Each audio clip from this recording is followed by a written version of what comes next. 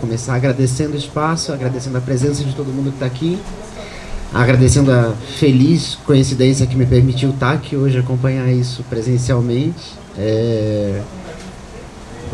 Eu acho que a gente tem visto com muita frequência, né, nos nossos movimentos, nos nossos cotidianos de luta, tem sempre alguns nomes da nossa história de luta que reaparecem com muita frequência e ao mesmo tempo sem ninguém saber muito bem do que a gente está falando, né? São nomes que viram quase marcas, como Pagu.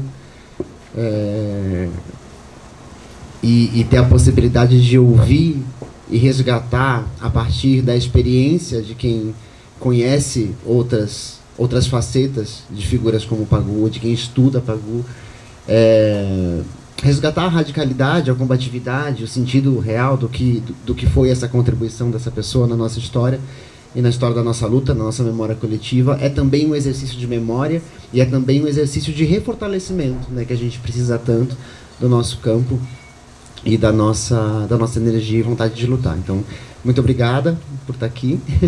A gente está, e agora eu vou colar para não falar bobagem, vocês me desculpem. A gente está com Juliana Arcocha Bergamo, que ela é jornalista, mestre em literatura e crítica literária pela PUC São Paulo, pesquisa escrita de personagens femininas na ficção e na não ficção. Tem se dedicado a ouvir, contar e pesquisar histórias de mulheres em todas as regiões do país. Foi curadora e coordenadora de conteúdo dos prêmios Cláudia, da revista Cláudia, e inspiradoras do UOL. E é autora do livro Pagus, Ousadas e Insubmissas, que inclusive está ali à disposição para quem quiser adquirir. A gente está com a Melinha Teles, fundadora da União de Mulheres e do projeto Promotoras Legais Populares. Foi militante do Partido Comunista do Brasil durante a ditadura militar, quando foi presa e torturada na sede do DOI-CODE, então chefiada pelo torturador Carlos Alberto Brilhante Ustra. Obrigado, é uma honra estar aqui com você, Melinha. E estamos com Silvana Gerra, que é historiadora, escreve sobre a história das mulheres, escravidão, marinheiros e tatuagens. Escreveu Aurora, Memórias e Delírios de uma Mulher da Vida, e foi organizadora de Até Onde Chega a Sonda, Escritos Prisionais de Pagu. A gente pode bater palma para elas, eu acho. Eu vou começar passando a voz para... Gente, faltou me apresentar, desculpa. Meu nome é Amanda Palha, eu sou ativista e militante do movimento de travestis e transexuais do Brasil, há cerca de 15 anos. Sou militante comunista, ainda que hoje não organizada, pesquisadora independente nos campos de sexualidade, família e gênero. E programadora, porque eu preciso pagar minhas contas. Travesti, bissexual, mãe de uma criança deliciosa chamada Linda, da qual estou morrendo de saudade, mas pretendo reencontrar. E é isso. Por favor, Juliana. Que idade a Linda tem? 3 anos. Oh. Bichinha. Primeira final de semana sem mim. Ah, uau. Estamos eu e ela sofrendo. Vai dar tudo certo. O primeiro de vários. Obrigada, Amanda. Obrigada, Silvana, Melinha. Obrigada a todo mundo que está aqui. Vou falar rapidinho sobre essa...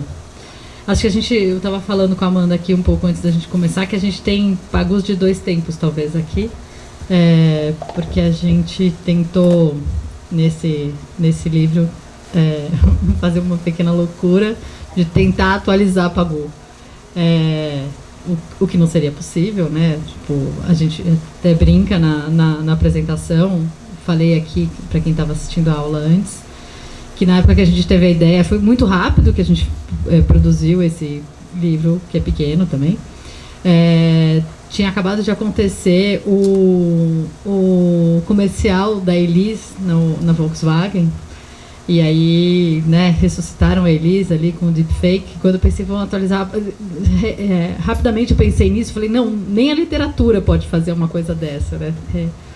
Mas aí a gente entendeu, né, olhando para essa homenagem que a Flip está fazendo a Pagu, a gente começou a pensar na Pagu como essa personagem que sobreviveu a todo esse tempo, né? Porque ela tá aí sempre, acho que você falou bem, né? Ela virou quase uma marca mesmo, dá título para tantos grupos, tantas coisas e tal. Mas não necessariamente a gente sabe muito. A gente tem, acho que o senso comum, assim, tem muita gente que nem sabe. Amigas minhas com quem eu falei que eu tinha certeza que sabiam quem era Pagu, não sabiam, não faziam ideia de quem era Pagu. Mas que é uma personagem que circula, né, principalmente pelos ambientes femininos, assim, e acho que muito por quem ela foi, mas também por quantas pautas, que são pautas hoje em dia ainda, da luta feminina, principalmente, ela já antecipou, ela já trabalhava com elas lá, naquela época, né, no início do século passado. Então, a gente tentou, por caminhos ali que a gente explica, né, trazer, identificar pessoas. Tem muitas mulheres que fazem isso, mas, enfim, a gente identificou 5 mulheres incríveis que ainda tratam dos temas que a Pagô tratava na atualidade, assim, né? Então, com a cara do contemporâneo, assim. E aí a Melinha é uma das nossas entrevistadas. E de que Pagô que a gente está falando, né? A gente está falando dessa Pagô histórica mesmo, assim. Depois a Silvana vai falar do livro que ela organizou. Acho que ali tem uma outra Pagô que eu não fazia ideia. A gente está falando dessa Pagô que foi militante do Partido Comunista, que teve uma atuação no modernismo, mas num segundo momento do modernismo. Muita gente acha que ela participou da Semana de 22, não, ela tinha 12 anos na época. Uma Pagô que, de certa forma, já tratava de direito reprodutivo sem tratar disso, né? Me surpreendeu muito descobrir o peso da maternidade na história dela, tanto porque ela abortou muito cedo, quanto porque ela foi mãe de 2 crianças, e isso era um grande conflito para ela ali, e ela fala disso. Eu acho muito interessante pensar que quando ela escreve Autobiografia Precoce, ela está endereçando esse texto, né, para um par romântico dela, o Geraldo Galvão. E ela fala o tempo inteiro sobre tá contando a história dela, mas está falando, né, tive filho, não tive filho, conta do aborto, não sei o quê, e desse conflito que ela tem. E eu tentei fazer essa coisa que a gente tenta, né, virar a chave e pensar se um homem faria algo semelhante, né? Estou escrevendo algo para um par romântico meu que não é pai dessas crianças aqui, né, que não é mãe, e eu estou falando disso, provavelmente não faria, né, dessa distância e tal. Então, acho que isso já é bem novo ali no que ela está fazendo, e isso é um temaço para a gente hoje em dia. Enfim, acho que é dessa Pagô que a gente está falando. Acho que como eu falei antes, acho que talvez tenha mais... Talvez não, tem muita coisa para falar. Mas é isso, a gente então tentou trazer esses temas na voz dessas outras mulheres, em vez de fazer uma piração literária ali, criar uma nova personagem baseada na Pagô real. A gente trouxe outras vozes para falar desses temas que continuam aqui, levando em consideração que Pagô continua aqui de alguma forma. Que todas nós devemos ter alguma coisinha de Pagô. E é isso. Obrigada.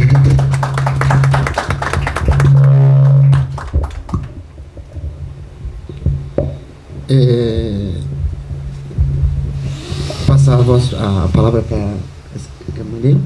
Pode, por favor, a Maria. Ela está no livro. Gente, boa noite a todas, todos e todas. Está baixo? Talvez não esteja ligado. Se você não quiser fazer barulho, pode ligar. Alô? Me sinto muito honrada de estar aqui numa mesa de pessoas tão dedicadas, né, à literatura e que... E lançando um livro, né? É um livro que tem como a fonte inspiradora Pagô, né? Para mim é um motivo de muito orgulho. Também fico muito feliz de estar nesse espaço. Eu não sou nascida no Bexiga, mas eu sou do Bexiga. Esse território para mim é muito importante, de muita resistência, de muita luta, e ter esse espaço aqui no Bexiga que tenha vida eterna, esse espaço aqui no Bexiga. Porque o Bexiga está sendo, como muitos outros bairros, está sendo ameaçado pelas incorporadoras, a especulação imobiliária, porque está sendo feito o metrô, então querem acabar com as casas, né? Quem é do Bexiga sabe. Então, fico muito feliz de ver que um espaço que reúne uma produção intelectual, uma produção literária, que é fundamental para a nossa resistência, para a nossa vida, sabe? Nossa vida com dignidade. Então, eu fico muito feliz mesmo. E o que eu posso falar? Eu vou falar da Pagu, né? Não sei se eu vou falar da... Bom, mas eu tenho que começar por ela, pelo menos. Porque a Pagu, eu tenho uma história particular com ela, porque eu trabalhei com a sobrinha da Pagu, a Rosa Fragoso, que era filha da Sidéria, que eu espero que ainda esteja viva, não sei se está, porque faz alguns anos que eu não me encontro com a Rosa, porque ela mudou daqui de São Paulo.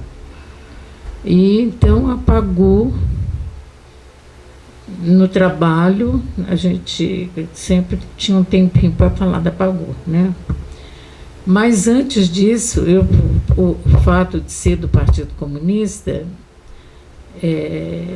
não quer dizer que você vai conhecer Pagu. Eu acho que tanto a direita como a esquerda aqui no Brasil são submetidas ao patriarcado, quer dizer, tem uma lógica patriarcal. Então, não é por acaso que a Pagu virou marca, que o capitalismo cria uma Pagu que é um selinho, né, de mercadoria para vender. Mas as mulheres são apagadas da história, né, tanto pela esquerda quanto pela direita. E ainda mais, nós sofremos uma misoginia. Então, por exemplo, o que eu vi, eu não estou ali com a Crimeia, que também tem a minha história, minha irmã, e nós tivemos a mesma luta o tempo todo, né? Também é feminista, eu também sou.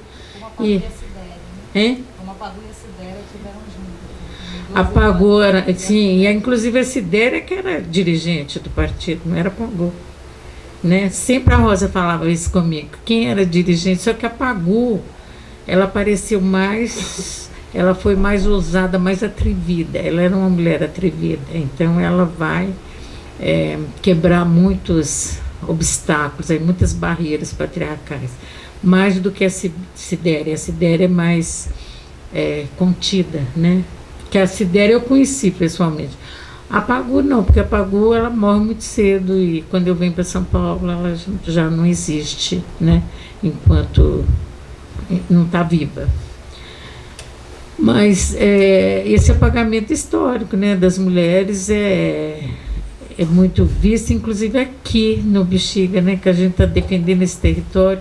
Quantas mulheres estiveram aqui à frente dessa luta e que não são lembradas, né? Então, eu acho que esse trabalho de trazer a história das mulheres, como vocês estão fazendo, e eu estou adotando isso por minha conta também, né? Eu fiz meu livrinho desse ano de 2023, Feminismos, Ações e Histórias de Mulheres. Eu acho que nós temos que trabalhar com a história de mulheres, porque a gente concretiza muito desses debates aí feministas, que muitas vezes fica distante, parece que é distante, é tão presente. Por exemplo, a questão da maternidade. A Pagu discute a maternidade, mas o movimento feminista aqui de São Paulo, quando ele retoma em 1975, está discutindo o quê? A creche.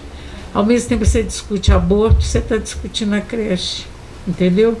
Que a maternidade num sistema patriarcal que a gente vive, é uma sobrecarga que não tem tamanho para as mulheres, né?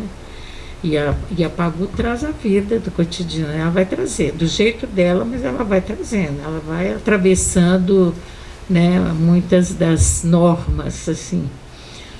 Então, eu vejo que a Pagu, ela nasceu, acho que é no mesmo ano da minha mãe ou do meu pai, não sei, que é 1910, não é? Alguém nasceu, a mãe, né? Minha mãe nasceu, em 1910, nasceu lá em Juiz de Fora.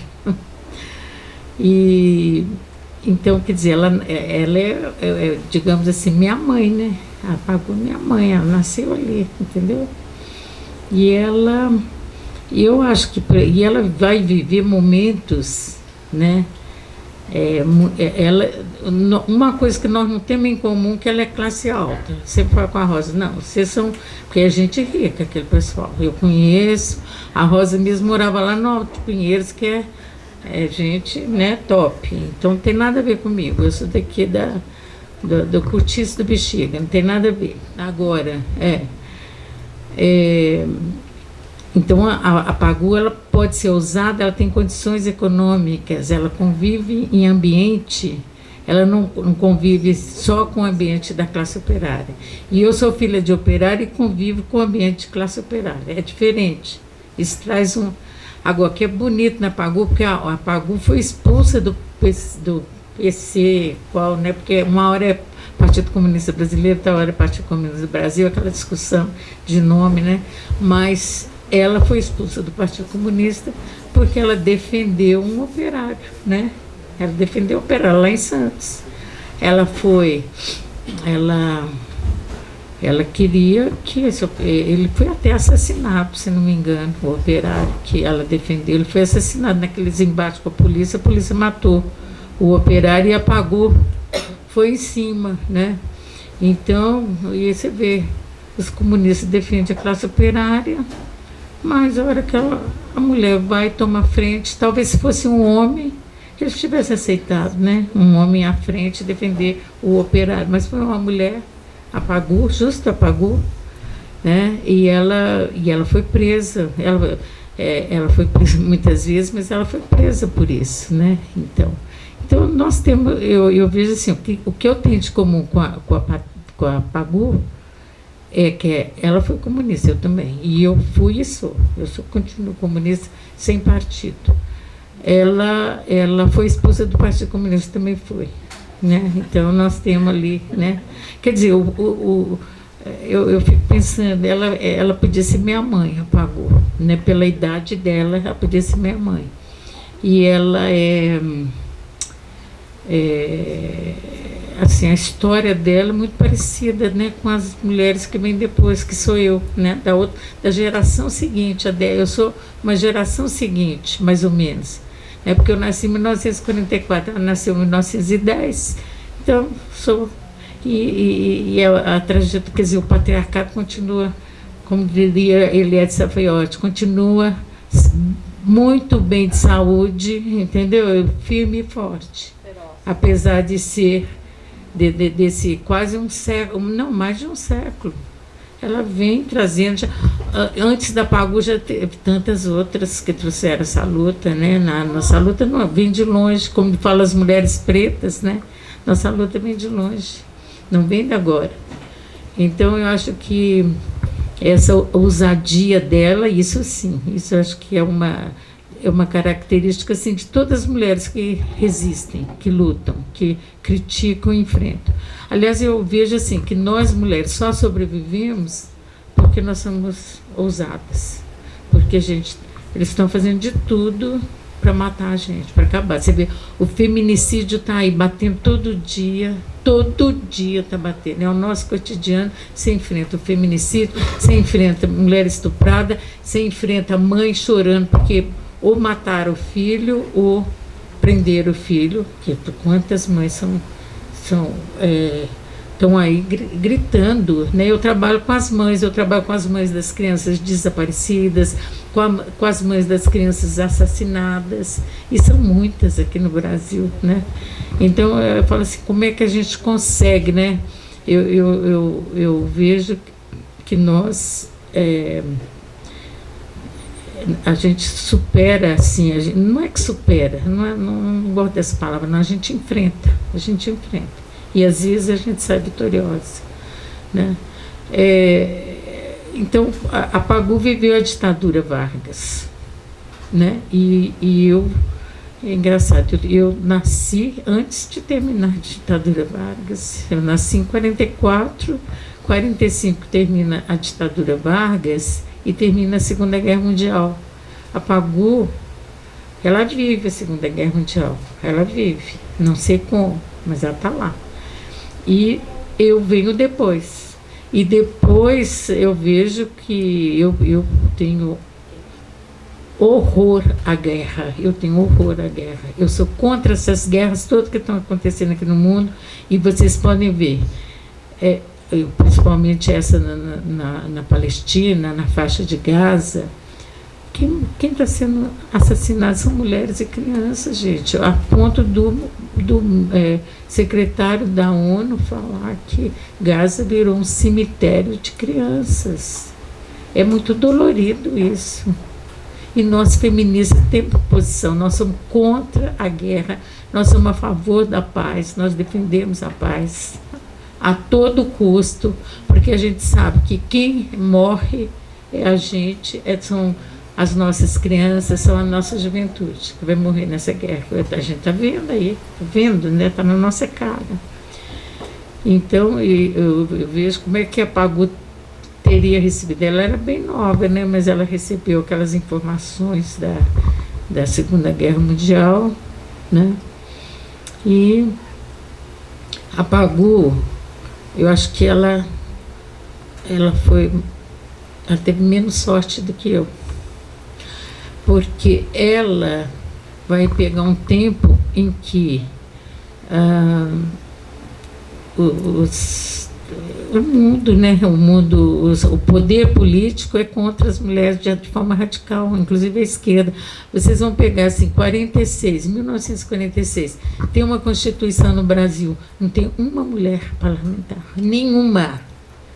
E isso reflete num dos artigos lá da Constituição, que fala na igualdade entre as pessoas, e que criminaliza o racismo, mas não o sexismo, não trata do sexismo. Você pega a Constituição de 1946, que não tem nenhuma mulher.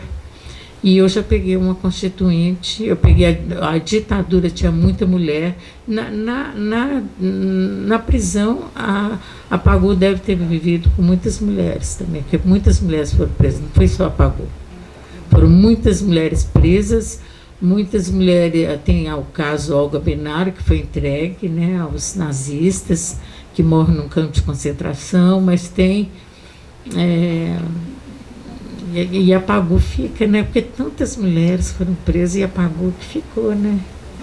Quer dizer, a Pagu devia ter um atrevimento a mais ali, né? Porque ela ficou, apesar de todo o apagamento, né, que se faz contra as mulheres, né? Da memória das mulheres. Então, e eu vejo o seguinte, que eu participei na luta contra a ditadura, nós, os homens, eram maioria, né? Pelo menos eles que o poder ficava na mão deles o tempo todo. A gente não era massa de manobra, não. A gente sabia o que estava fazendo. Porque eu acho que essa é a diferença. Nós mulheres que lutamos contra a ditadura, nós sabemos muito bem o que nós estávamos fazendo, né? Inclusive, muitas mulheres pegaram, inclusive, em armas, foram para a luta armada. São mulheres, assim... valorosas, que a gente tem que estar sempre trazendo a história dessas mulheres, né?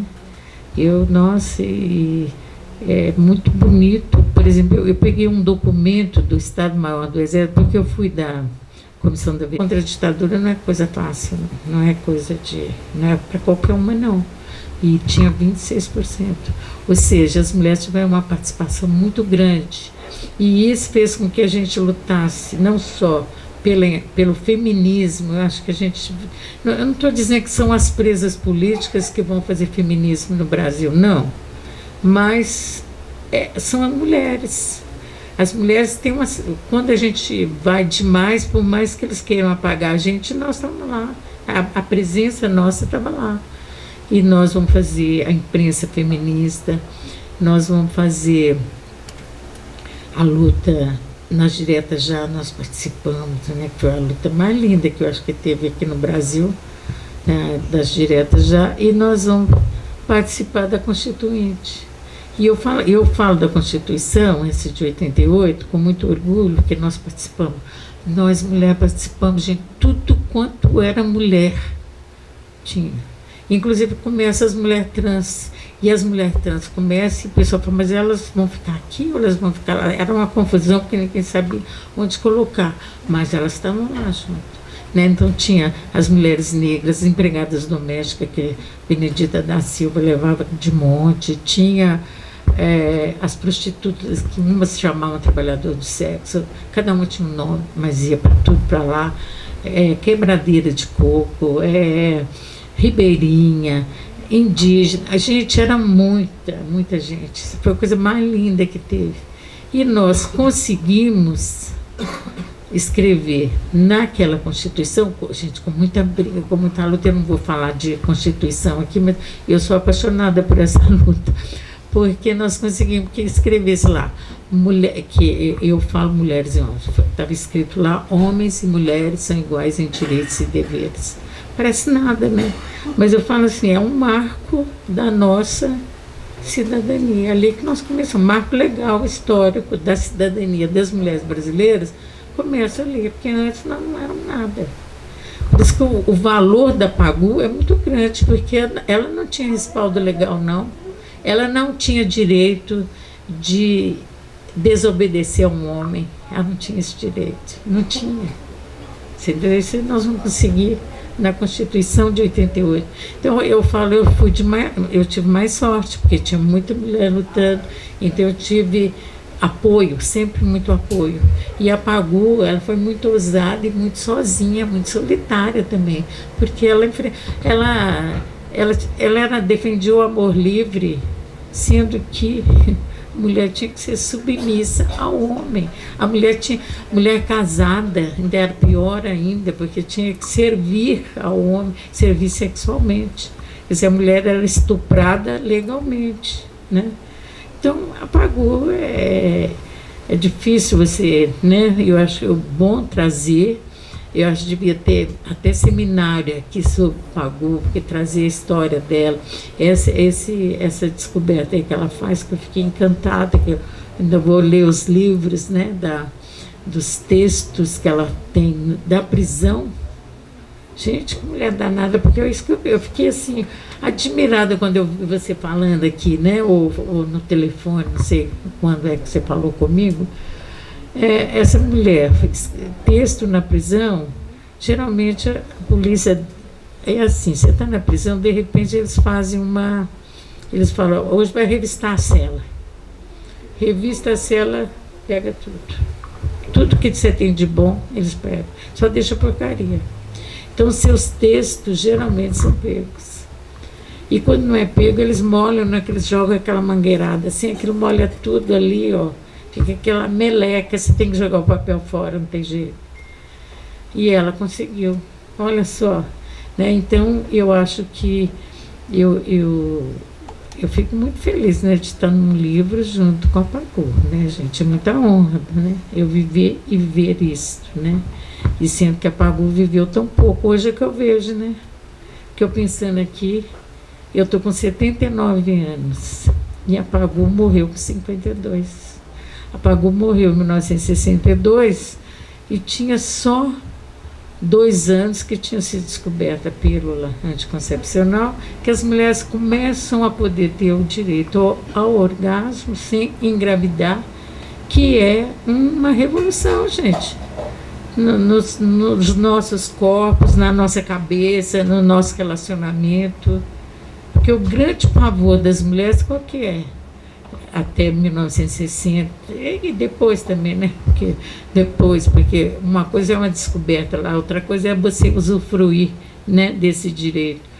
Mas a mulher ter uma relação sexual com um homem e ficar grávida é perder emprego, é perder família, é uma desgraça total naquela época, né?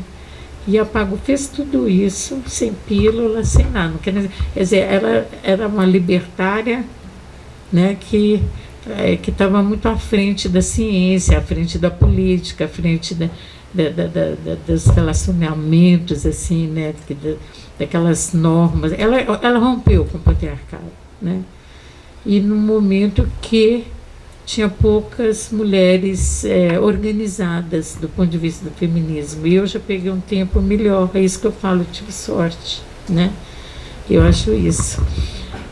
E bom, acho que é isso que eu vou ficar, sabe, gente, por aí. Tá bom.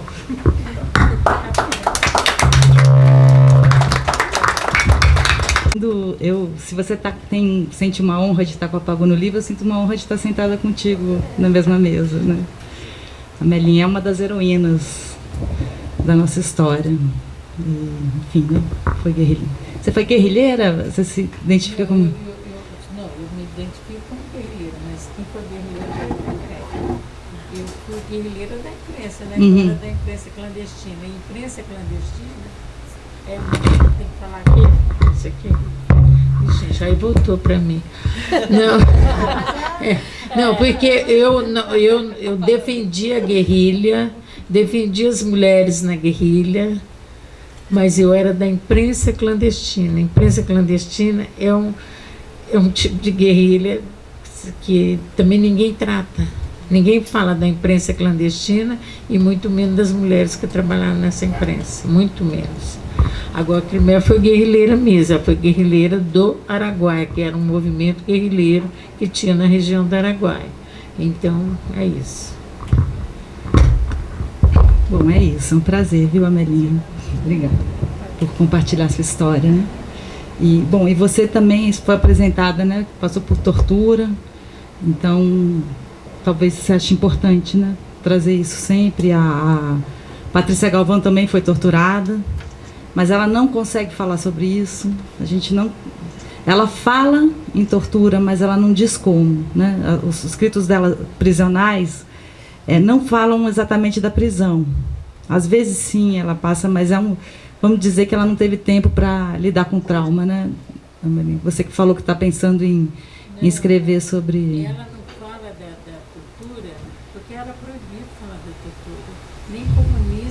Comunista não queria ouvir tortura. As pessoas pensavam assim, se eu... gente, eu faço uma confusão e eu desligo porque eu acho que faz barulho. Aí eu não sei. Então, não, Então tá. É o seguinte, a tortura é proibida, é censurada, gente. E é censurada pela ditadura e pelas pessoas que você convive. E eu vou te falar um pedacinho da minha história, muito pouco. Eu sempre denunciei a tortura. Denunciei por questões políticas, não questões pessoais. Por minha pessoa, eu não queria estar falando disso. Porque você é muito mal vista, você é muito discriminada. Mas eu achava que politicamente eu tinha que falar, eu tinha que mostrar o que era a ditadura. Então, no que eu pude fazer para derrubar a ditadura, eu fiz, que é falando que eu fui torturada, meus filhos foram sequestrados, eu fui estuprada, mas o estupro, eu não podia falar. Um companheiro falou comigo, não fale que você foi estuprada, porque se você falar que você foi estuprada, toda a sua denúncia fica desmoralizada, ninguém vai acreditar, porque a mulher não foi estuprada, a mulher... Isso ele falava comigo e ele tinha razão. O que as pessoas pensam? É que você é que é culpada pelo estupro e não o estuprador. É assim que as pessoas pensam, né? E realmente eu tinha que fazer a denúncia. Eu fui testemunho ocular de um assassinato de um companheiro que também trabalhava na imprensa com a gente, que era o caso Nicolau Daniel. Então, eu falei, isso é mais, para mim, é mais importante do que eu falar do meu estupro. Mas o estupro é muito importante, não só para mim, mas como para todas as mulheres. Então, quantas mulheres que não falaram do estupro? Quantas que foram estupradas? Eu vejo por mim. Eu só fui falar 43 anos depois. Obrigada, Melinha. Bom, então eu vou só te corrigir uma coisa da Pagu. Ela foi expulsa do partido em 1939, quando ela estava presa. Ainda foi chamada de degenerada sexual pelo partido. Então, na época, era o Marighella que estava chefiando na época aqui em São Paulo. O Marighella é ótimo e tal, mas ele tem essa mancha. É o partido, né? Ele era parte do patriarcado comunista. Então, ela foi expulsa em 1939, presa, e ainda por causa da cisão trotskista que teve no partido. Então, todos, né, o grupo lá do Hermínio Saqueta, todos foram expulsos, mas a nota dela tinha que ter uma nota sexual, né? Que além de ter se tornado trotskista, era uma degenerada sexual. porque, enfim, né, porque lutou pelo amor livre, que ela ficou profundamente machucada com essa luta, né? Mas é isso. Mas a gente pode falar, eu não sei o que falar depois que você falou. Eu não sei. Eu acho que esse tipo, né, você está viva. Eu sou jornalista, né? Então eu falo pouco, eu quero saber bastante. Eu até agradeço a Silvana aqui, que fez as referências e as perguntas à Melinha, porque de fato foi uma honra, é uma honra gigante ter podido ouvir a Melinha e estar aqui com ela. Mas eu acho, Silvana, que você tem o que eu queria que você contasse pra gente, dessa Pagu que vocês tiveram acesso, né? Que agora todo mundo vai ter acesso por meio desses textos que ela escreveu na prisão, com todas as dificuldades que eu imagino que ela deva ter tido para escrever e para guardar os textos. A gente estava tendo aquela conversa ali antes, que a Melinha estava contando justamente isso, né? Dessa violência, que é você escrever numa situação dessa e ver ali o seu texto ser rasgado, ser molhado, né? Talvez, não sei qual a violência maior, mas ver ele se diluir ali deve ser...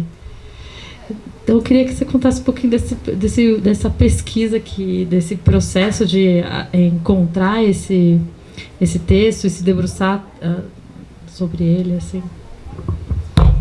Então, vou ser bem breve. Eu sou historiadora, né? A Pagu foi presa porque em 1935 teve os levantes comunistas nos quartéis, né?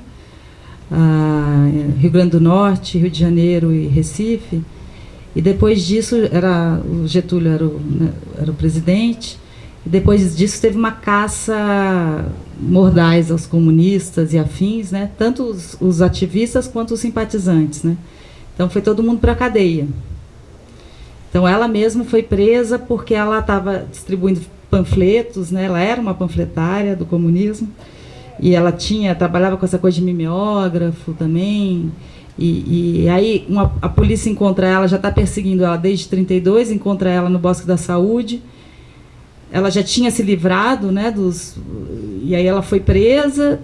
Ainda era justiça comum, ela foi julgada pela justiça comum, foi absolvida, mas o DOPS não deixou, já tinha o DOPS na época, o DOPS que virou DOPS, né, que você... a mesma coisa, né, o Departamento de Ordem Política e Social. E ela foi absolvida e o pessoal do DOPS falou, não, mas a gente não vai soltar, porque ela é perigosa como mulher revolucionária. E aí, antes de ter o Tribunal de Segurança Nacional, esses casos foram julgados pelo Tribunal Militar, Superior Militar. Ela foi julgada sumariamente, 2 anos, ela fugiu da cadeia. Essa primeira fase, ela está na cadeia em 1936 e 1937, ainda não tem o Estado Novo, e então no livro também tem 2 manifestos que ela assina contra as mulheres, aqui no Presídio Paraíso, depois que ela vai para Maria Zélia, são os 2 primeiros presídios políticos que tem aqui em São Paulo, porque daí eles têm que fazer um presídio político, porque eles prendem tanta gente que precisa ter um presídio especial. E ela escreve manifestos, né, falando que não vão, porque o Tribunal de Segurança Nacional queria impor advogados para eles, a gente não vai aceitar, fez greve de fome por causa de maus tratos na cadeia, fez de tudo, tocou o rebu, foi para tirar foto, né, no DOPS, foi cantando a Internacional, né, Terra, Pão e Liberdade, no meio do DOPS. E aí aí foi empurrada, tivemos que empurrar ela porque elas não queriam, né? Só que aí veio 1937, né? A ditadura do Getúlio. Ela tinha fugido da cadeia quando teve o Estado Novo. O Geraldo, ela tinha uma visita, né? De uma pessoa que ela começou a namorar na cadeia, que era o Geraldo Ferraz. Ele ajudou ela a fugir do hospital que ela estava internada. E ela, nesse momento, ela está nesse grupo do Hermínio Saqueta no Partido Comunista, e eles estão fazendo essa cisão trotskista, né? Porque já tem uma questão ali dentro do partido contra o Stalin, né, contra a Internacional Comunista. E ela vai para o Rio, ela vai militar lá junto com os trotskistas do Rio, aí prendem ela de novo, aí já é o Estado Novo, aí ela é torturada.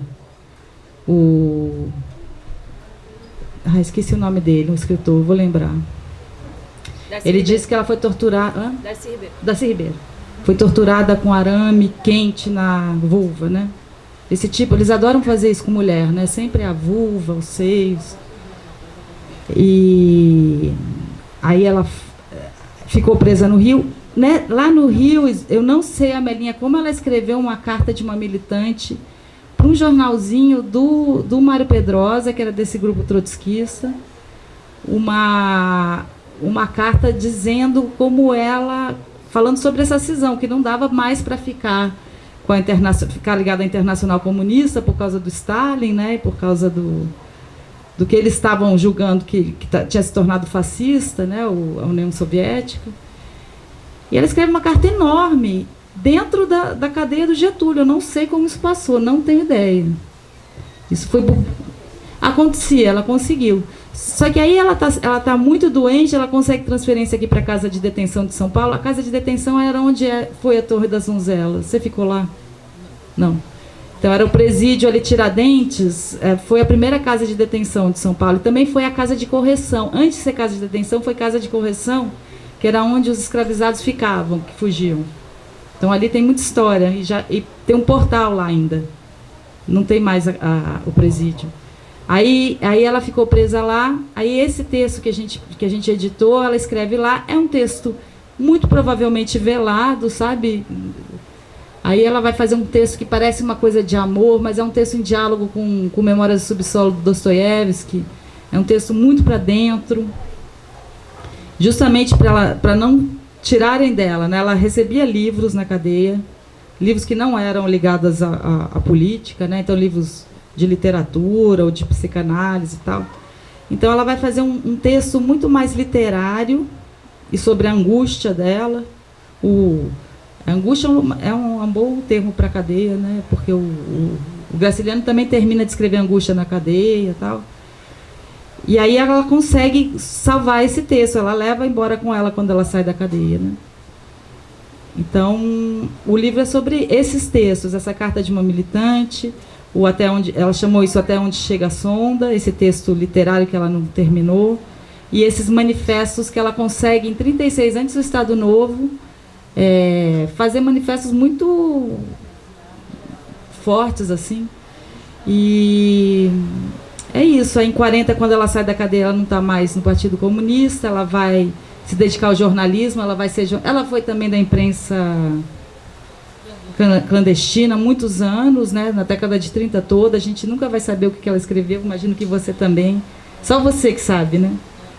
Então você tem que deixar isso guardado e anotado, que foi você que escreveu, porque se a gente pegar a imprensa clandestina que ela trabalhou, ela não assinava, mas essa carta de uma militante ela assinou porque ela teve na União Soviética e ela está falando da burocracia que o Stalin cria e tal. Enfim, é impressionante esse texto, né?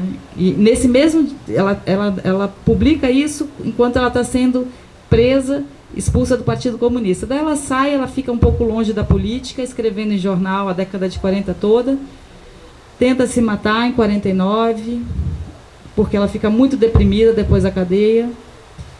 Mas depois que ela tenta se matar, ela se candidata, porque depois que termina, ela fala sobre a guerra nessas crônicas. Quando termina o Estado Novo, o pessoal que saiu do Partido Comunista, parte dele faz o Partido Socialista Brasileiro, que é mais ou menos esse que está aí agora, mas não é. É porque ele também, na ditadura militar de 64, ele também vira clandestino, ele acaba, e aí ele é recuperado em 85. Ela sai como candidata a deputada estadual, não ganha. Eu acho que poucas mulheres acho que ganharam nessa de 50, para deputada estadual aqui de São Paulo. Ela não ganha e ela em 50 vai se dedicar ao teatro, principalmente, mas ela vai morar em Santos e vai se dedicar ao teatro amador de vanguarda. Então vai ser uma nova invenção que ela vai fazer para a vida dela. Mas nunca vai parar de escrever. Nunca parou de escrever. Ela é uma jornalista, desde que ela tem 15 anos, até ela morrer, ela escreve no jornal. E grande parte da obra dela está em jornal, agora vai ser publicada também. Eu acho que também, talvez a Flip sirva para isso, foi uma corrida para publicar tudo, porque tinha muitos planos de todo mundo publicar as coisas dela, mas nunca publicava. Né? Eu acho que por ser mulher, ela também foi muito... Ela é uma autora de ficção e é uma jornalista cronista também. As crônicas da década de 40, para mim, é literatura pura que ela faz, mas ela não ficou para a história da crônica, ela não ficou para a história da literatura, porque, por ser mulher... Inclusive foi rejeitada, né? Eu lembro quando eu estava fazendo mestrado na PUC.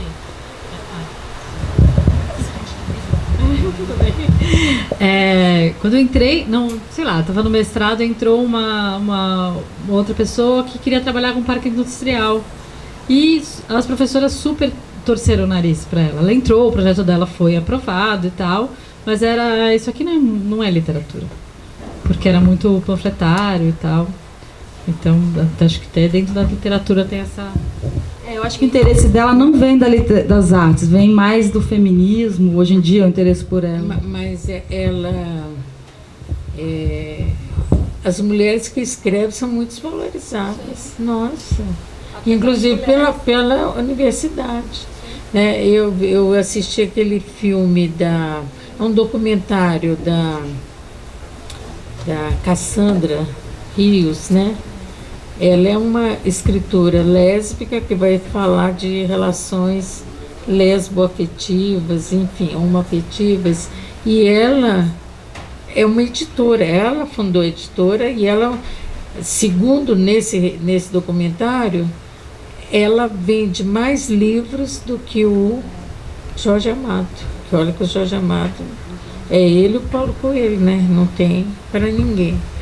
Mas ela vende mais, porque falar de relação lesboafetiva nos anos 50, 60, é como se escrevesse pornografia. E todo mundo lê pornografia, né? Para não ler, então todo mundo lia. Eu lembro na minha escola, a pessoa entrava dentro do banheiro para ler a Cassandra Rios, mas todo mundo lia. E eu via uma professora universitária falando que ela não é estudada na literatura, porque ela é de uma... Como é que ela usa um termo? Assim, ela é uma literatura menor, mais, entendeu? Vulgar, então não é estudada.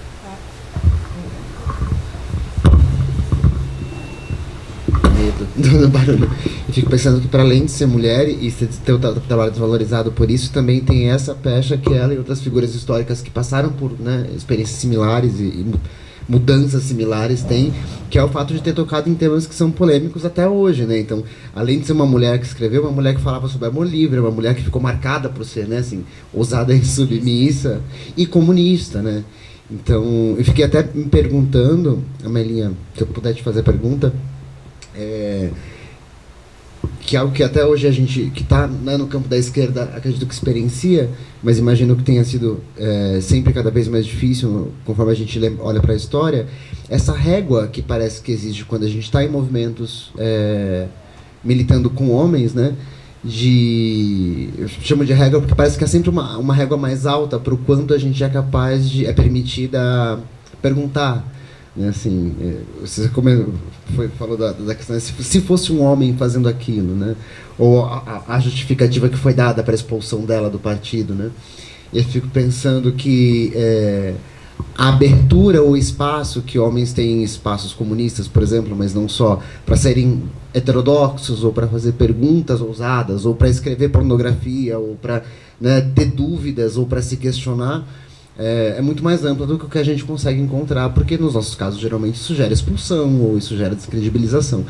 E o que eu queria te perguntar, assim, de que forma você percebe isso na tua história, na tua relação com a militância, e de que estratégias foram possíveis sendo criadas para que isso pudesse não impedir o estar nesses espaços e construir a história que você e outras mulheres construíram, assim. É muita coisa. Ele escreveu um livro. Por favor. Teria que escrever uns 10 livros. Mas o que eu queria dizer é o seguinte, eu fui expulsa do partido, e eu acho que essa história que você está contando, da Pagu, é ela que conta que ela foi... Não, num documento do partido. Um documento do partido é uma coisa. E o que ela... porque é o seguinte, no documento, eu, quando fui expulsa, fui eu, a Terezinha, que tem aquela menina da Terezinha, que eu não estou vendo ela agora. A Terezinha e a... Era eu, a Terezinha e a Lurdinha, Trezinhas que foram expulsas. Até todo mundo fala, Trezinhas. Nós ficamos conhecidas por isso. E aí, na hora lá, eles falaram que nós éramos contra o partido, por isso que nós estávamos sendo expulsas. Mas contra como? Nunca explicaram. Por que nós éramos contra? Então, aí eles falaram que nós éramos divisionistas, que nós queríamos separar os homens das mulheres, que nós queríamos, enfim, toda a explicação que foi dada não cabia na expulsão, você entendeu? Não faz sentido. Então eles nunca... Então as pessoas me perguntam assim, por que você foi expulsa do partido? Eu imagino, porque eu falei, a explicação que eu sou contra o partido, mas contra como? Tem que ser contra fazendo alguma coisa, né? Como é que eu sei que você é contra? Por quê? Porque eu acho que você é contra. Eu tenho que saber mais. Nunca explicaram. E você pode pegar os documentos do partido, não tem explicação. No documento do partido. Que, aliás, é até engraçado. Eles chamavam a gente de divisionista porque a gente era feminista. Mas feminista, você pode ser feminista e comunista, né? Não tem problema. Então, eles não explicam, e aí eles puseram assim, o documento que expulsa a gente, eu, até Terezinha Lurdinha, é assim, viva a unidade proletária, né? Um negócio assim, da classe operária, que esse negócio descabido, eles escrevem um documento, viva a unidade da classe operária, e depois estão expulsando 3 mulheres trabalhadoras, que nós 3 sempre vivemos do nosso trabalho. Então, eles não explicam. Então, é muito difícil saber por quê. O que a gente sabe é o seguinte, que é uma pessoa que está defendendo a liberdade, que está defendendo, no caso da Pagu, ela está defendendo direitos assim, elementares da vida, né? É isso que ela está defendendo. Então, quer dizer, aí fala que é trotskista, aí fala dessa história do operário, que eu já vi essa história, entendeu? Como que, quer dizer, você defender ela porque todas são chamadas de pequeno burguesa, todas que são expulsas são, ou pequeno burguesa ou burguesa mesmo. No caso da Pagu era chamada, acho que, de pequeno burguesa. Não, mas ela era, então, mas isso passa a ser motivo, quer dizer, ela entrou como pequeno burguês. Ela era uma pequena burguesa. Agora, isso é motivo para expulsar? Se ela pôde entrar como pequena burguesa, entendeu? E uma pequena burguesa não pode defender um operário, porque não tem explicação. Se você é historiadora, você pode procurar na história, você vai procurar documentos, você vai procurar a história oral, mas é difícil entender por quê, porque até hoje as pessoas me perguntam, por que você fez isso? Eu falei, na verdade eu penso que é porque eu fui defender o aborto lá na Constituinte, eu fui. E foi 2 dias depois me expulsaram, eu fico achando, mas eu falo assim, mas tem cabimento que você defendeu a legalização do aborto?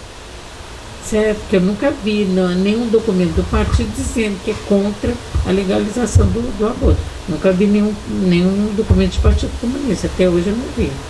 Então fica esquisito, né? Mas enfim, é isso. Eu quero fazer uma pergunta para você. Porque ela se identificou, né, como ativista, né, comunista e do movimento trans, e das travestis. Queria que você falasse, acho que tem a ver com o que a Melinha está falando, né? Como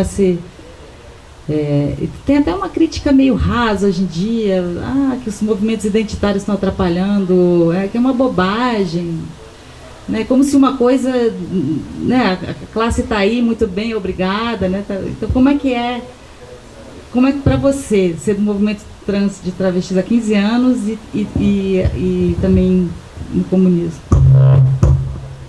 Não à toa, como eu me apresentei, eu não estou mais no partido, né? Assim, acho que isso não é uma coincidência. Por isso que eu falei, estou comunista, não estou mais no partido. Eu acho que são repetições históricas, ainda que com as suas diferenças, dessa régua, né? Existe uma régua do quanto a gente consegue perguntar, do quanto a gente consegue questionar. E, para mim, uma pergunta não respondida, mas acho que é um desafio que é atemporal para a gente, de como construir essas conexões, sabendo que a gente precisa, às vezes, acho que ficar numa... E assim, estou, honestamente, descobrindo a Pagu a partir, né, do trabalho de vocês. Comecei a ler o livro, porque não conhecia o trabalho dela, e me traz essa reenergização para essa pergunta, sabe? De que forma a gente consegue sair da encruzilhada, de que parece que ou a gente toca as discussões que pra gente são caras, sabendo que isso vai ter um preço, inclusive de solidão, né? Porque passar por processos como o do cárcere, como o da tortura, mas também sozinha, porque sabe que, né, assim, existe, né, tem um apartamento político também, ou então a gente deixa e rifa essas histórias de lado, e me dói muito ouvir, né, Amalinha, quando você conta de que precisa optar por não falar do estupro para poder falar de tudo mais, né, e a gente acaba tendo que fazer isso, né, colocar as nossas questões à parte, porque senão a gente não consegue fazer nada.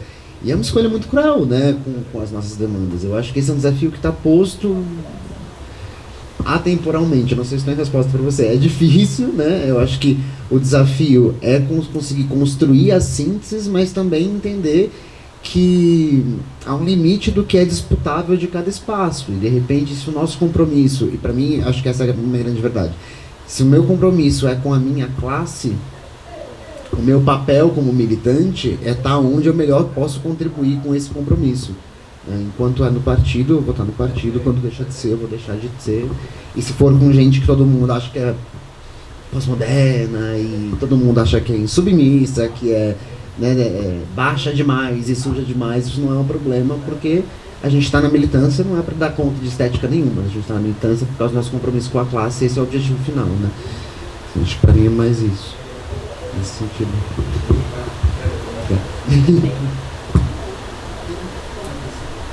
Inclusive, vou aproveitar esse gancho para te perguntar desses escritos de cárcere dela, né?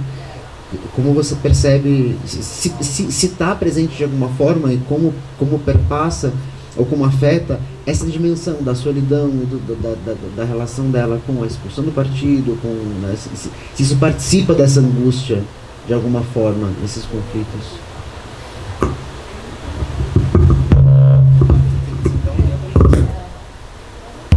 Eu acho que ela não está sabendo que está sendo expulsa, talvez. Não sei, isso ainda a gente não... Mas quando ela fala nas memórias, ela faz um folheto, um livreto, assim, em 1950, com muita dor e rancor e mágoa do partido, né, quando ela se candidata pelo Partido Socialista, que ela fala que ela foi torturada pelos membros do partido, inclusive Agildo Barata, né, que foi um dos tenentes ali que fizeram o levante no Rio, estava preso também, e que eu não sei como era isso. Eu preciso ler o livro da Maria Werneck, que eu ainda não encontrei, né, o Sala 4, porque tinha uma área feminina do presídio político do Rio. Mas eu não sei como era isso, assim, como estavam todos os comunistas presos juntos. Então ela fala que ela foi torturada por eles também, principalmente pelo Agildo Barata, por conta dessa cisão trotskismo versus, enfim, o internacional, o stalinismo na União Soviética. Então ela falava que eram duas torturas para ela, a da polícia e a do partido, e que isso abalou bem os nervos dela. Ela ficou psiquicamente abalada, eu acho que para o resto da vida, né? Mas não parou de escrever. Isso que é importante, por isso que a gente tem que ler ela, mais do que falar sobre ela.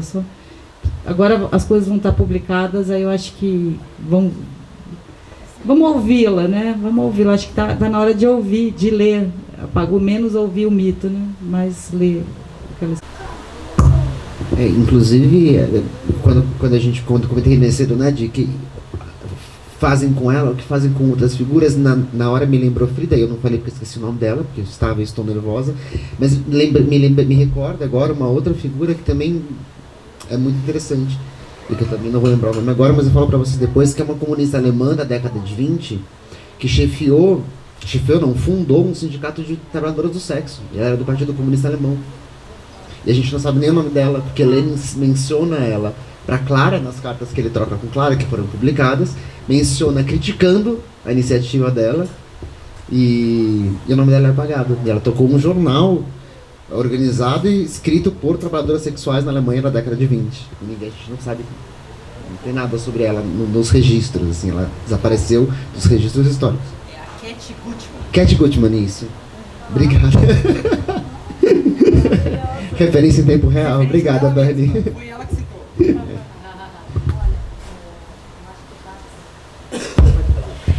Vale também citar que eu e a Melinha, a gente é ligado, né, ao movimento das prostitutas, das trabalhadoras sexuais, que é um movimento que já tem mais de 30 anos no Brasil, né, e também é uma luta tanto para elas estarem nos partidos de esquerda quanto nos movimentos feministas, que não são todas as feministas que aceitam, né.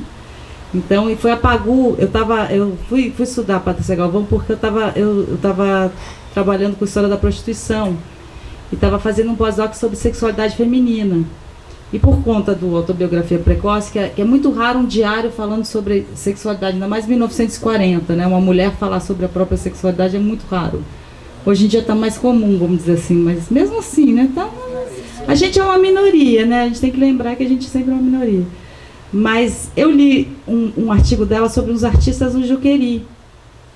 Ela reconhecendo aquilo é arte, eles estão fazendo arte. E uma das artistas, eu fui pesquisar, Aurora Cursino dos Santos, era uma prostituta. E por causa da Pagu eu fui estudar, eu troquei tudo que eu estava estudando para estudar essa prostituta, que foi essa aqui, a Aurora Cursino dos Santos. E eu fiz um livro sobre ela, que era uma prostituta que foi internada no Juqueri e se tornou artista. E dentro também do cárcere, faz uma memória da vida dela completamente contra o patriarcado, né? Ela desenha o patriarcado. Então apagou até nisso, assim. Apagou, por exemplo, foi ver o Teatro Experimental do Negro, fez uma crítica belíssima sobre o Teatro Experimental do Negro, aqui de São Paulo, não porque teve um aqui em São Paulo que não era do Abdias. E ela ia, não era do Solano, era do Oliveira, o diretor era um, eu não lembro agora. Tá no Pode ser, pode ser. Mas ela foi ver uma peça, ela ficou encantada e chamou eles para fazer uma peça junto, em 51. Então ela estava muito antenada. Os artistas loucos, a Aurora está na Bienal, ela tá ligada nisso lá em 51, ela está ligada no Teatro Experimental do Negro. Ela está o tempo todo olhando para... Isso também, ela tem essa dimensão política e ela eu nunca vi ela falar que ela era feminista, porque... No tempo dela, o feminismo era das sufragistas, né? E ela não era de uma organização feminista, ela era atravessada, né, pelo feminismo. Tinha essa sufragista, tinha a Berta Lutz com algum grupo, aquela... A Berta Lutz é até 32. Porque quando tem o voto, depois ela perde. Pois é, então essa seria a primeira fase, né, do feminismo. Historicamente, internacionalmente, se chama... E que aqui no Brasil teve algumas representantes, então ela tira sarro dessas, ela fala que essas feministas são sinhazinhas e tal, né? Ela faz uma crítica ao feminismo de classe média, porque ela está nesse radicalismo do partido, e ela mesma diz isso depois, né? Então o feminismo dela é muito individual mesmo. Não acho que ela é individualista, eu acho que ela não tinha um grupo de mulheres, ela não... Até onde eu alcancei, ela não participou de um grupo de mulheres como a gente tem hoje, né? Eu acho que a escrita dela contribui mais coletivamente, vamos pensar assim, né? Não quer dizer que era isso, não. Ela tinha as pautas. É porque esse negócio aqui me dá vontade de ir pro karaokê, não? Não, é isso, né? As pautas feministas estavam ali na ação dela, né? Ela era feminista na ação, ali no que ela estava fazendo, no que ela estava falando, mas é isso, não tinha essa organização. A organização estava num lugar que não interessava para ela, tanto é que ela tem essas crônicas, né, que ela tira sarro ali das sinhazinhas. Mas é que feminista,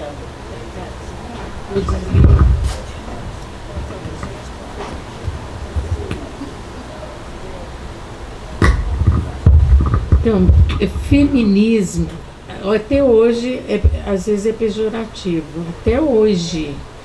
Agora, você imagina na época dela. Inclusive, eu valorizo muito essas feministas de classe média que ela critica mais influenciada pelo Partido Comunista. Porque o Partido Comunista tem aversão às feministas. Então, chama todas as feministas de classe média.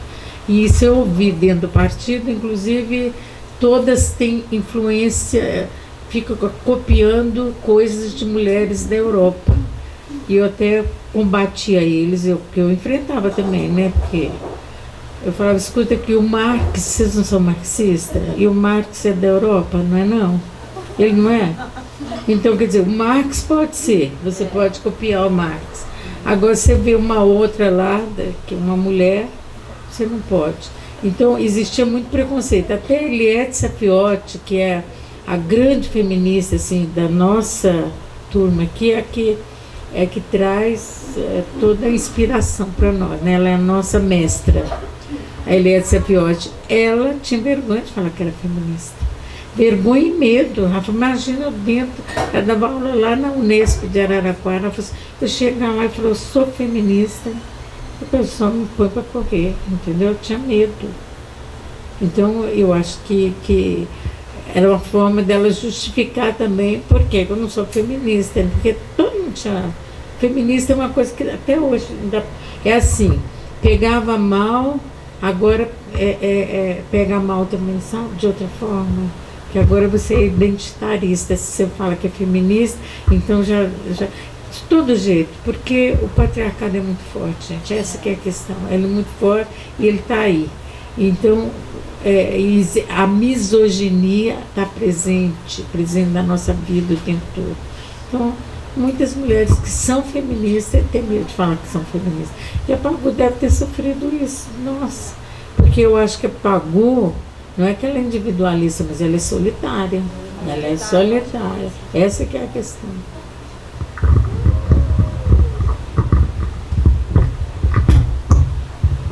Acho que...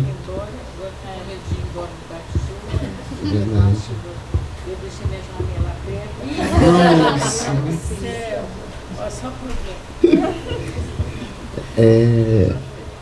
Pensei da gente abrir para perguntas e intervenções de quem está acompanhando a gente. O que vocês acham? Pode ser? Por favor, que você vai falar no microfone.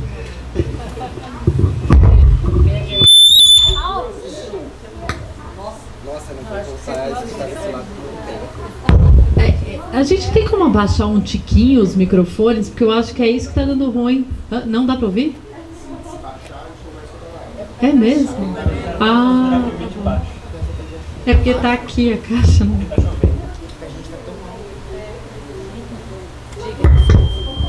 Tá, certo? Tá bom. Deixa eu ir mais pra cá. Pra cá? Beleza. É que tem aquela, não vai dar nada bom. É uma pergunta... Pode se aproximar do outro microfone que dá um... Tá bom. Eu vou tentar fazer uma pergunta...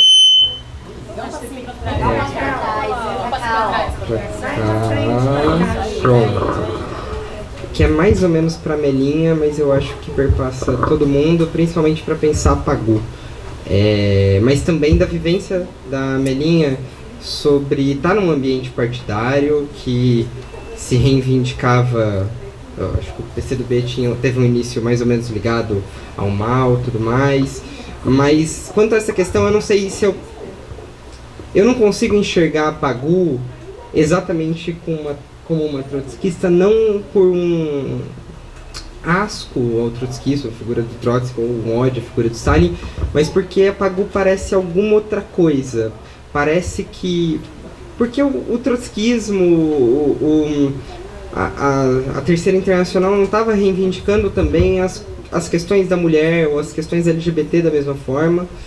E aí eu queria fazer uma pergunta de como que era esse clima, tanto dessas grandes figuras, por que nunca aparecia de alguma forma Kollontai? Por que isso era copiar as mulheres da Europa porque você conviveu hoje no Partido Comunista, você vai ver vários ódios à figura pra lá ou pra cá, do Trotsky, do Stalin, do Lenin, de diversas maneiras. Mas por que essas mulheres não apareciam assim na vivência prática? Na vivência geral a gente tem uma noção, patriarcado, etc. Mas como que era isso no seu cotidiano, assim, de tentar... Você reivindica muito a Safiotti, e como era para tentar trazer outras mulheres que fizeram lutas, assim?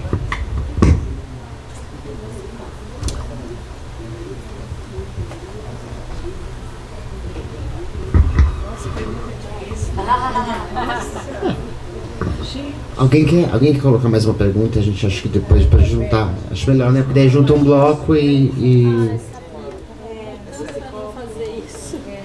Eu queria te agradecer por fazer isso, porque achei que eu ia ser a primeira. Obrigado por dessa vez não ter sido eu.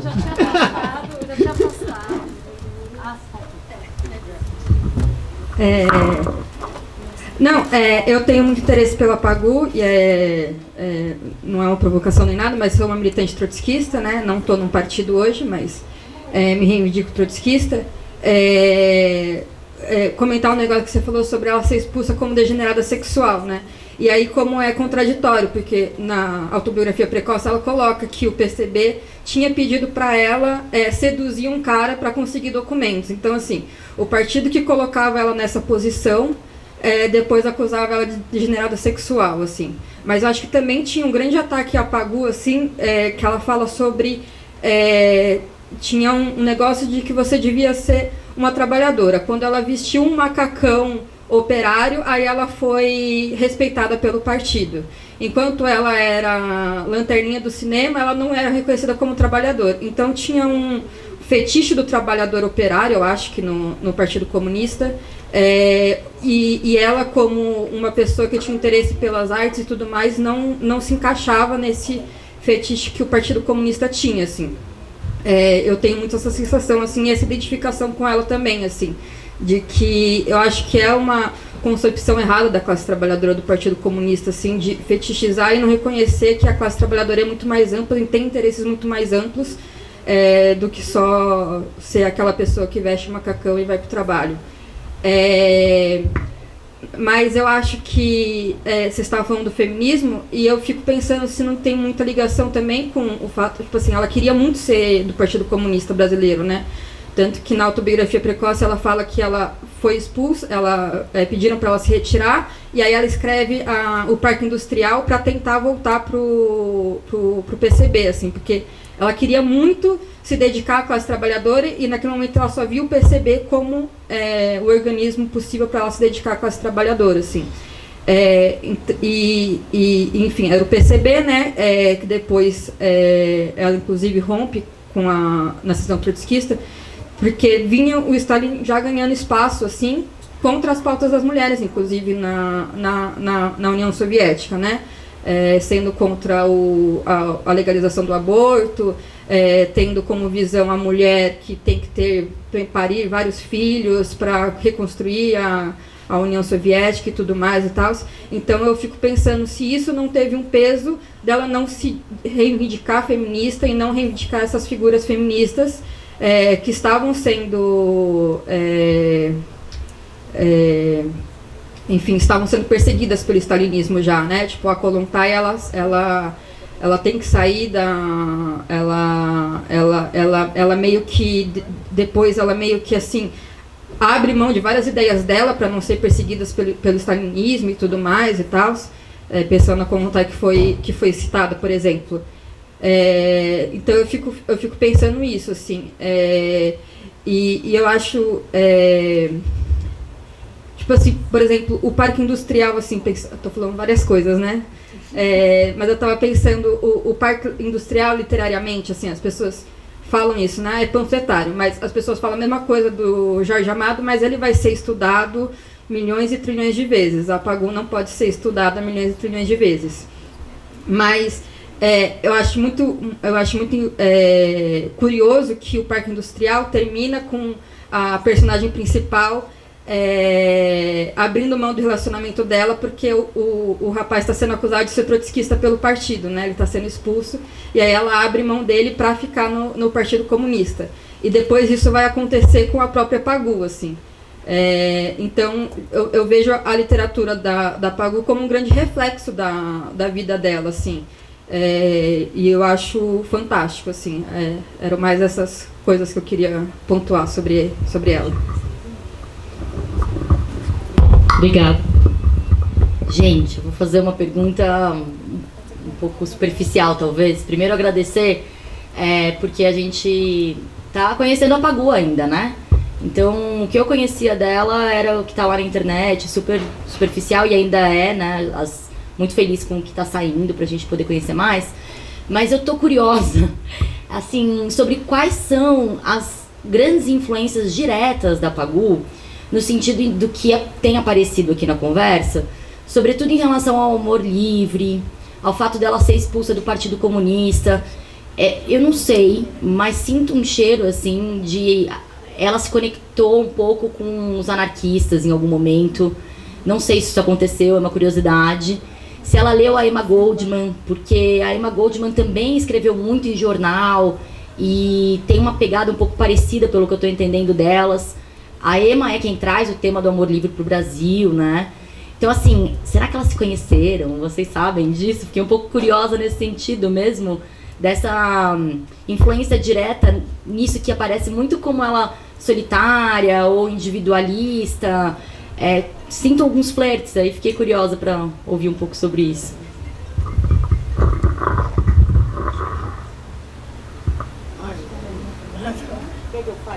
Não pode falar, porque as perguntas são muito difíceis. Eu vou me ater, então. Na biblioteca. No livro a gente reproduziu a biblioteca dela, que ela foi apreendida pelo DOPS, e tem a lista dos livros. E lá tava Kollontai, tava, né? A Nova Moral, esse livro aqui. Até comprei por causa que é da expressão popular. Eu usei uma ideia da Kollontai para pensar o que a Pagu está pensando do amor. Ela é uma mulher romântica. Eu acho que ela não usa esse termo amor livre ou o direito. Eu acho que ela nos textos dela ela está trabalhando, ela está lutando pelo direito ao erotismo da mulher. Isso está bem claro pelo que ela escreve, né? Mas isso não está elaborado como uma. Mas ela é leitora da Kollontai e nesse texto, que eu acho que na última parte ela está se endereçando ao Geraldo Ferraz, que foi um companheiro fantástico, né, pelo que a gente sabe publicamente, principalmente, porque eles trabalharam juntos para o resto da vida, fazendo cadernos culturais, e ele segurou. Ela foi uma mulher muito deprimida, tinha questões com álcool, etc. E ele, até onde a gente sabe, ele ficou do lado dela. E eu acho que eles realizaram o amor camaradagem que a Kollontai está falando, que é um tipo de amor que não é esse da família burguesa, é o amor do companheirismo. Então eu vou me ater a isso.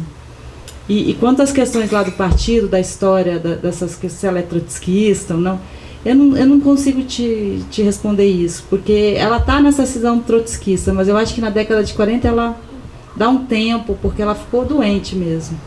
Ela precisou se afastar, né? A militância dela, eu acho que se deu no jornalismo, na escrita, né? Por isso que a gente tem que ler. Eu acho que a gente, para saber dela, ela se desinstitucionaliza, né? Vamos dizer. Eu acho que essa coisa com o partido, que ela falou, não sei, cadê? Oi.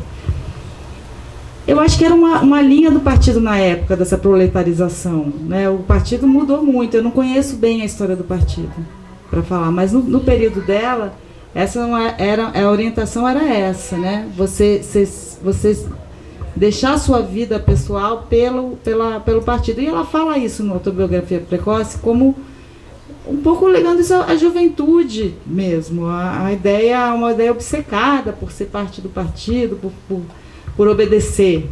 E ela percebe que ela não queria obedecer ninguém mais, né? Eu acho que a insubmissão ela se submete, mas depois ela percebe que, como mulher, né, a Kollontai é bolchevique, quer dizer, de outra parte, né, de outro período, né, da Revolução. Ela foi ministra, né, depois da Revolução de 17, né, então, e está pensando nas questões da mulher, que eu, na década de 30, eu não sei como isso está no partido, não sei responder.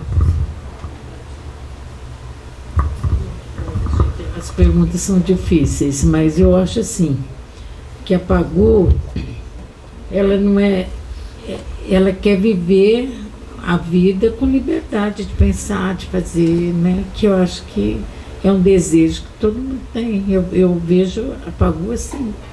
E aí, por ela ser ela, né? E evidentemente que ela questiona uma disciplina autoritária, uma disciplina bem patriarcal que tem um partido, porque o partido nasce assim, né? Ele é a origem mesmo do partido, né? Ter essa construção, essa estrutura patriarcal. Tanto é que eu me lembro assim, quando eu entrei no partido, a gente via isso, não tão bem como vocês estão vendo aqui, porque a gente era bem ignorante, né? Como é que nós entramos com 14 anos e a gente era ignorante, não tinha essa discussão. Mas a gente discutia essa questão das mulheres, porque isso que ela levantou ali, que a Pagô denuncia que um cara do partido falou, seduz o outro. Isso a gente ouviu isso o tempo todo, né? Quantas vezes nós ouvimos dentro do partido? Você entendeu? E a gente brigava com eles, e eles...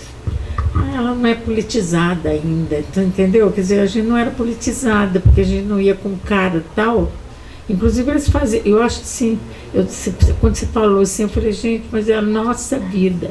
A Pagô é nossa, ela viveu numa outra época, uma outra geração, mas a mudança se faz de uma forma, a gente, às vezes, a mudança se faz de outra forma. Eu acho que os movimentos são mais flexíveis do que o partido. Como é que o partido... na nossa época tinha outras organizações, porque na época dela, acho que tinha poucas, né? Era mais Partido Comunista mesmo.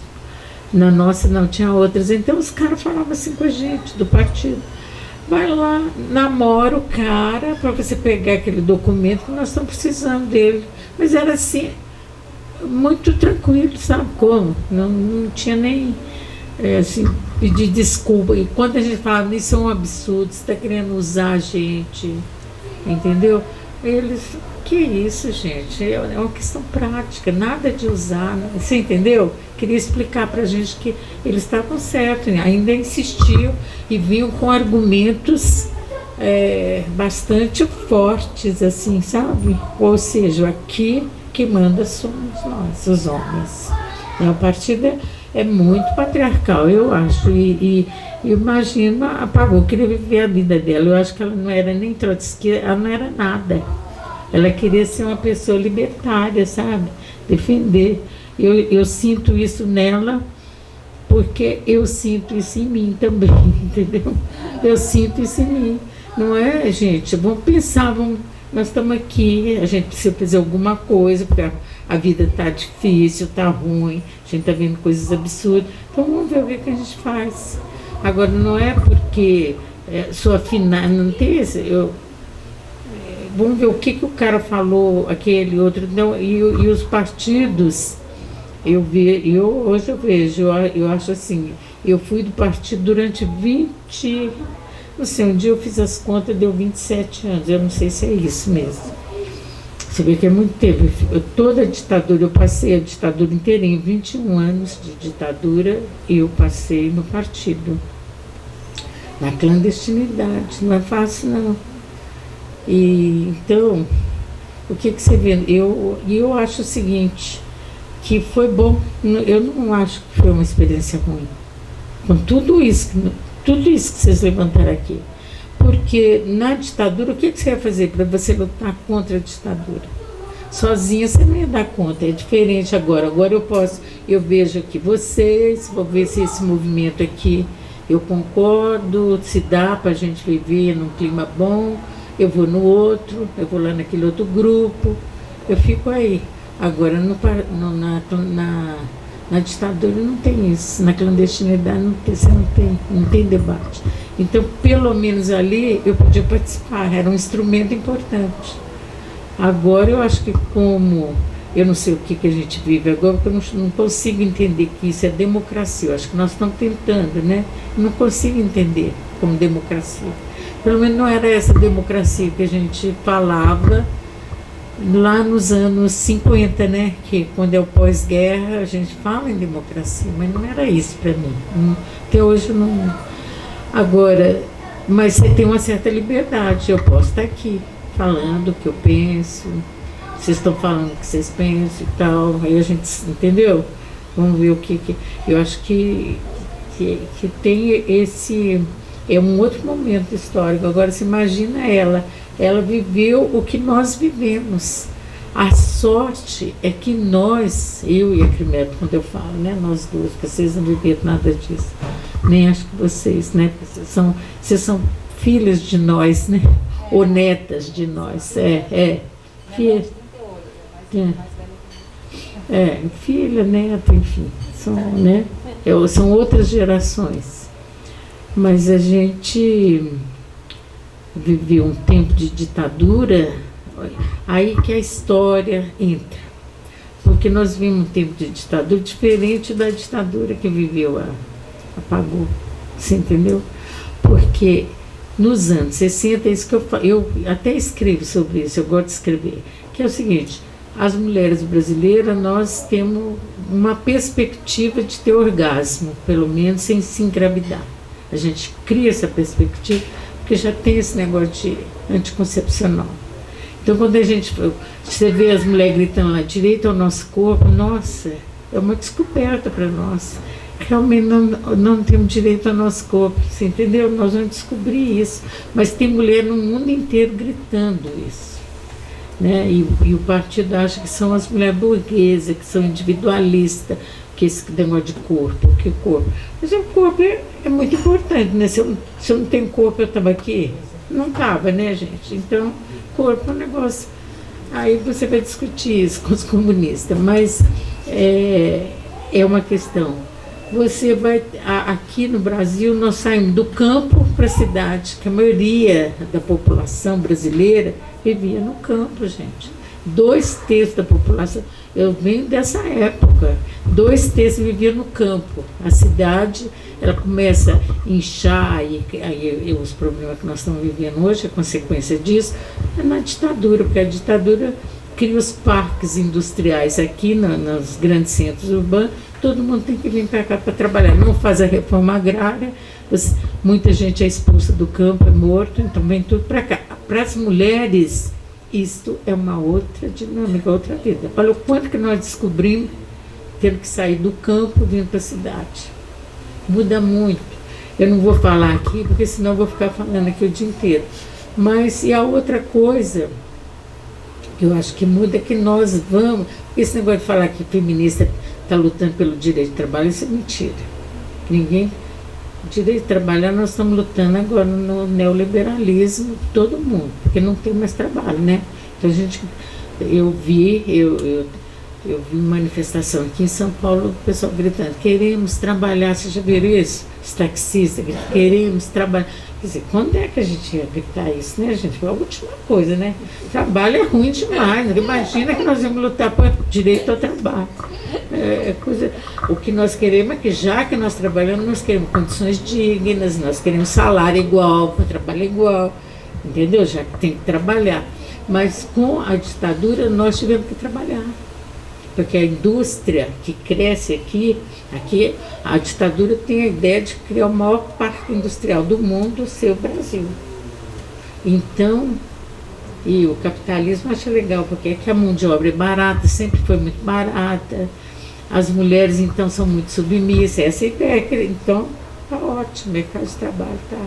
E isto faz com que as mulheres brasileiras, nós estamos muito à frente dos homens, muito à frente, porque a vida empurrou a gente para... Você nem que fosse na clandestinidade ali, você falava, não, é mesmo, eu tenho direito ao corpo.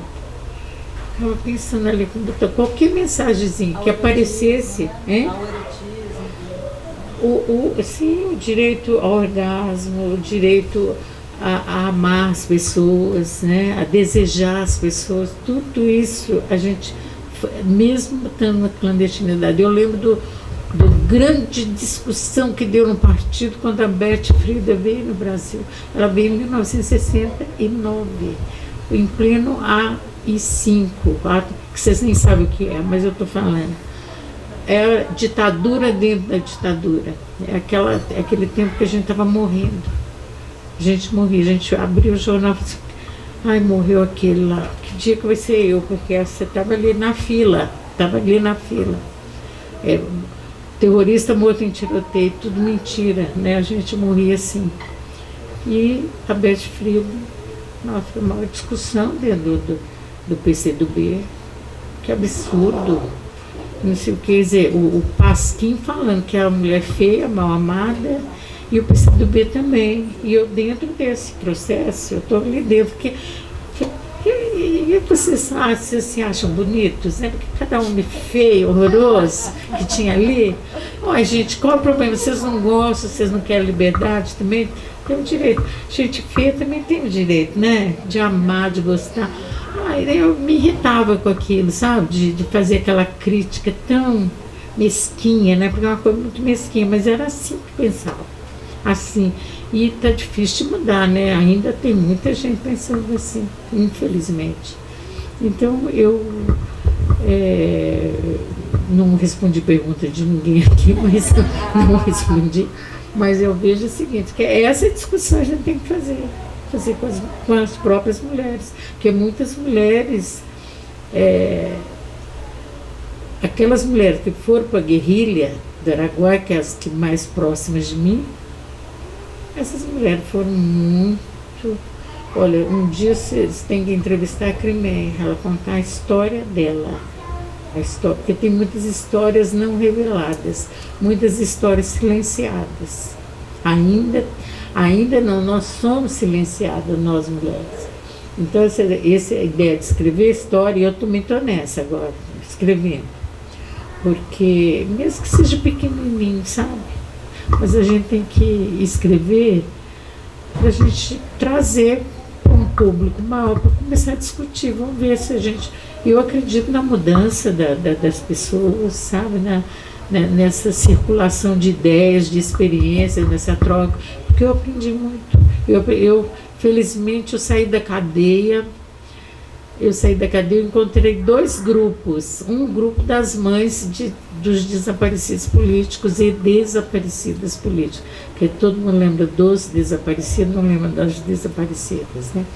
Que eram mulheres e que tem cada história, a história delas devia ser contada, viu? Escrita, representada em teatro, porque é uma coisa... E essas são minhas contemporâneas, são mulheres como eu. Essas mulheres, e que tiveram um papel histórico que não tem tamanho, tem que falar dessas mulheres, né? Mas quando eu lembro, tem um livro que é de um tal de Leôncio, como é que é o nome daquele homem, que aqui é jornalista, era jornalista do Estadão, ele entrevistou um torturador que era o Curió, que já morreu também. E esse cara falando da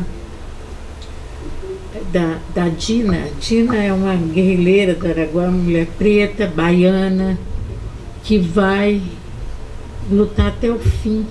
E ela é a única mulher que chegou a ser subcomandante da guerrilha. E ela chegou, sabe lá como? Porque ninguém chegava a isso. Nós vamos ver muitas mulheres desempenhando papel mais importante do que muitos homens, mas os homens é que são os comandantes, as mulheres não. Os homens já chegam na guerrilha e já são comandantes. As mulheres vão ser como essa aí, que é subcomandante, essa Dina, é porque os homens já morreram, né? Porque está lá maior matança, então quem é que vai assumir? Você entendeu a diferença? Né? E ele fala que o Curió que mandou matar a Dina, que é esse que virou general, né? Ele era coronel do exército. E ele fala o seguinte, esse Leôncio, esse jornalista, acho que é Leonício, né? Leôncio Nossa, né? Leôncio Nossa, esse jornalista. Ele fala assim, mas por que você matou Radina? Porque ele conta que ela estava quase nua, que a roupa estava toda rasgada, que ela estava muito magra, ela estava faminta, ela estava sem nada. Nada, por isso que ele pegou a mulher e prendeu. Ela estava desarmada, faminta, quer dizer, estava totalmente sob o controle deles. Então, por que matar? Ele falou, porque a história dela, né, e ela se mantivesse viva e o pessoal visse, o pessoal lá da guerrilha, o pessoal do povoado lá, né, da selva, visse a Dina, eles diziam assim, poxa, mas essa mulher magrinha, faminta, que o exército está botando 20 mil homens aqui com tanques, com, enfim, todo aquele aparato bélico, né? Ia ficar muito desmoralizado o exército se ela ficasse viva. Então tinha que morrer. Percebe? Percebe? Então, como é que é vista as mulheres? Isso que eu vou acabar de falar, que eu acho que eu vou, se parar de chover, eu vou sair correndo lá para minha casa, porque eu preciso ir para lá. Mas é o seguinte, as mulheres que lutaram contra a ditadura, elas eram odiadas pelos militares.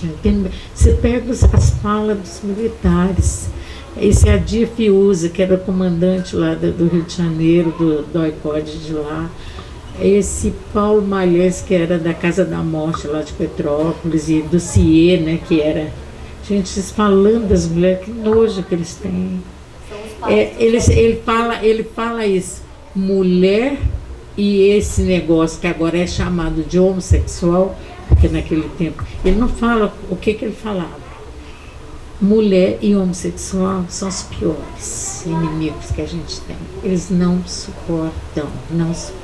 Isso que eu falo, essa misoginia. Você pode ver que todas as vezes que o Brasil vai mais para a direita, eu não estou dizendo que ele deixou de ser, mas quando ele vai mais extremo, os ataques que, inclusive, o outro presidente, que o anterior, fazia contra as mulheres. Aquele negócio, eu não estupro mulher feia, né? Não merece ser estuprada, não merece. Mulher não pode ganhar igual homem, porque mulher tem filho. Ele fala isso. Então, quer dizer, é um ódio, e esse ódio está aí, sabe? Nós temos que enfrentar isso aí, conversando muito, né, sobre isso. Gente, muito obrigada, mas eu vou ver se eu saio. A gente agradece demais a tua presença, a tua contribuição, a tua partilha com a gente, Amelinha. Obrigada mesmo, de coração. Só para complementar, antes de passar, essa questão que a Amelinha colocou, né? Complementar não, né? Compartilhar o que eu lembrei. De que os piores, né, são as mulheres, são os homossexuais e tal. A gente teve na ditadura a Operação Tarântula aqui em São Paulo, né? A Operação Tarântula era uma operação cujo objetivo era buscar travestis que estavam na rua, e se estava de dia e estavam na rua, eram presas. O crime era estar na rua, no espaço público. Então, assim, tem, para além ou qualificando a questão do medo da ameaça ao regime, né? Parece que sempre tem uma percepção de que algumas sujeitas políticas oferecem uma ameaça também mais qualificada, né? O que tem nas mulheres, nos homossexuais, nas travestis, que também fazem ser os piores, né? Tem alguma ameaça a mais ali, né? Que é percebida, ainda que não seja sistematizada e verbalizada por eles, né? Mas enfim, passa para vocês. A gente finalizou. Na verdade, eu ia trazer um trechinho da autobiografia da Pagou, que eu acho que quando a gente está falando aqui, ele me emociona demais, ele sintetiza, eu acho, que as coisas que a gente falou, que são os desejos dela. Tudo, contanto que a revolução se fizesse internacionalmente, que a humanidade vencesse, que a verdadeira justiça triunfasse, que nunca mais mulheres e crianças sofressem em sua impotência, que os homens medissem seu valor cara a cara, fora de competições econômicas. E pensava no amor, livre de todo artificialismo, elevado a seu verdadeiro lugar, enriquecido pela liberdade. Acho que era disso que ela estava falando.